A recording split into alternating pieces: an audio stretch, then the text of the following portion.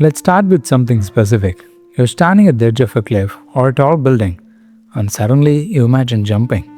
Not because you're suicidal, not because you want to die, but because your brain suddenly shows you the possibility. What would happen if I just stepped off? This is called the call of the void, and nearly everyone has experienced it. You're driving and you imagine swerving into the oncoming traffic. You're holding a baby and you imagine dropping it. You're near train tracks and you think, what if I just step forward? And immediately you feel horror, shame, fear that these thoughts mean something dark about you. But they don't. They're your brain's way of testing boundaries, of recognizing danger by imagining the worst possible outcome, of reminding you that you have control by showing you what would happen if you lost it. These aren't desires, they're warnings. Your mind protecting you by rehearsing catastrophe. Now let's talk about the thought you really don't want to admit. You have imagined hurting someone. Your boss who humiliated you, the person who bullied you in school, the ex who destroyed you, the parent who failed you. You have imagined confronting them, not just verbally, physically, violently. You have played out elaborate revenge scenarios where they finally understand what they did to you. And afterwards, you feel sick, guilty, terrified that having these thoughts makes you dangerous. But fantasizing about violence doesn't make you violent. Almost everyone has revenge fantasies. It's how your brain processes powerlessness. When someone hurts you and they face no consequences, your mind creates a scenario where justice happens, where you're not the victim anymore, where you have power.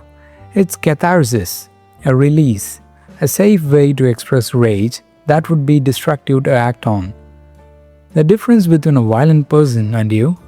They act, you fantasize, and that gap is everything. Here's another one you have had. You imagine leaving, just walking away from your entire life with no explanation, no note, no goodbye, no closure, just gone. You fantasize about starting over somewhere nobody knows your name, where you have no obligations, no expectations, no history.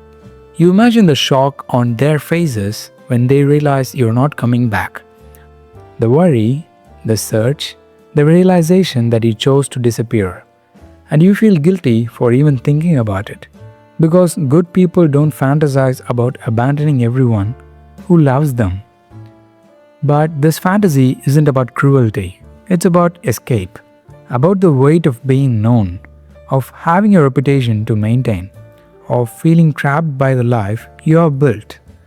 It's your brain's way of saying, I need space, I need freedom, I need to not be who everyone expects me to be. Most people who have this fantasy never act on it, because the fantasy itself is enough. It's the pressure release valve that prevents the actual explosion. Let's go darker.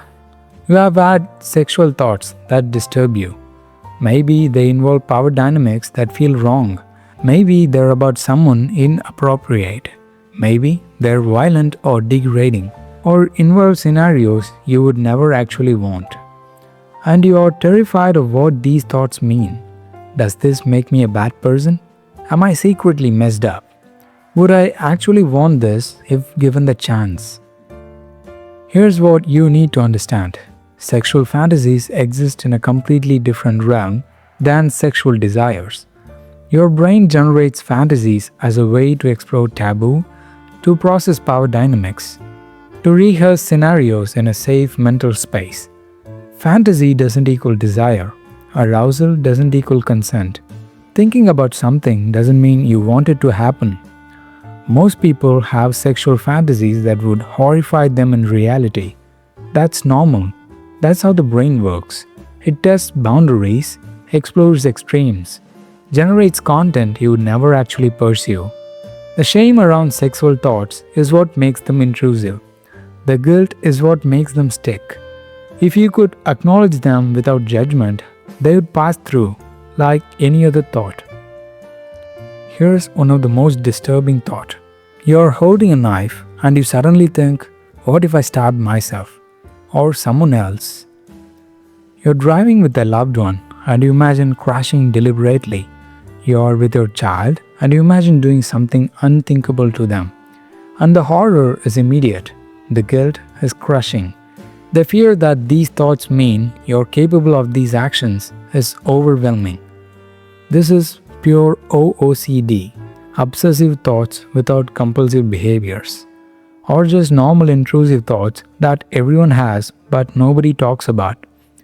Your brain is not telling you to do these things. It's showing you your worst fears, testing whether you'd act on them, and your horror at the thought is a proof that you wouldn't. People who actually want to harm others don't have intrusive thoughts about it. They just do it. The fact that you're disturbed by these thoughts means your moral compass is working perfectly. You have imagined your own death in detail. Multiple scenarios, different causes. What would happen at your funeral? Who would cry? Who wouldn't show up? You have fantasized about people finding out you're gone and finally realizing what they lost. About your absence making them understand your value. Or maybe you have imagined other people's deaths, not because you want them dead, but because your brain is testing how you would cope up with the loss. Rehearsing grief before it happens. This is your mind's way of processing mortality, of preparing for the inevitable, of trying to control the uncontrollable through imagination. It's morbid, but it's universal. And it doesn't mean you're suicidal or homicidal. It means you're human and aware that death exists. Here's the strange one. You're in a serious situation and you suddenly want to say something completely inappropriate. At a funeral, you want to laugh. In a quiet room, you want to scream. During an important meeting, you want to say something offensive. Not because you think it's funny, but because your brain suddenly presents the most socially unacceptable option, and you have to fight not to do it. This is called the forbidden thought phenomenon. Your brain identifies what you absolutely shouldn't do, and suddenly that's all you can think about. It's not desire, it's anxiety. Your mind is so afraid you'll mess up that it fixates on the worst possible way you could end. And that fixation makes it feel more likely, even though you'd never actually do it. The more you try not to think about something, the more intrusive it becomes. That's just how the brain works. You have imagined being able to see what people say about you when you're not there, to hear their real thoughts, to know what they actually think of you. And part of you is terrified of what you would discover, that they secretly hate you, that they talk about you behind your back, that everything is a performance and nobody actually cares. This fantasy comes from social anxiety, from the fear that you're not truly known or loved, that your paranoia is justified. But it's also a control fantasy. If you could know everything, you could protect yourself from betrayal, from rejection, from being blindsided. Most people don't want this power in reality, because the truth is, people think about you way less than you fear. And knowing every private thought would destroy relationships that work precisely because of boundaries. You have wished you could erase your life and start over, not die, just reset. Wake up with no history, no mistakes, no regrets. You fantasize about a version of yourself that made different choices, that didn't hurt people, that didn't get hurt. That's living the life you think you were supposed to have. This fantasy is about shame, about the weight of being known for your failures, about wanting to escape the consequences of choices you can't undo.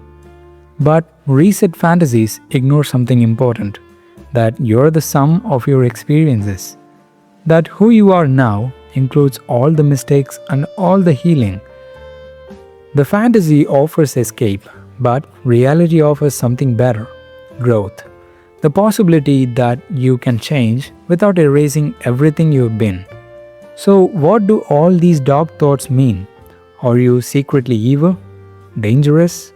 One thought away from becoming a monster? No, you're human, and humans are complex, contradictory.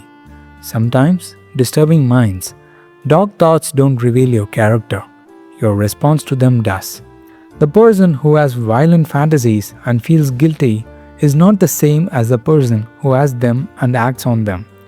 The person who has intrusive thoughts about harm and is horrified is not the same as the person who has them and feels nothing. Your darkness isn't proof of evil, it's proof of consciousness, of moral awareness, of a brain that's processing threat, rehearsing scenarios, and testing boundaries. Here's what you need to know. You're not alone. You're not uniquely disturbed. You're not one thought away from becoming the thing you fear. Everyone has darkness. Everyone has thoughts they're ashamed of. Everyone's brain generates content they would never choose to think about. The shame is what makes them stick. The fear is what gives them power. The secrecy is what makes them feel like truth. But they're just thoughts, electrical impulses, content your brain generated. That means nothing about who you actually are. You can have dark fantasies and be a good person. You can have intrusive thoughts and never act on them. You can acknowledge your shadows without becoming them. So, if you have had thoughts that terrify you, know this. You're not broken. You're not dangerous. You're not becoming the thing you fear. You're just a human with a brain that generates thousands of thoughts a day. And not all of them are pretty. Not all of them are wanted. Not all of them make sense.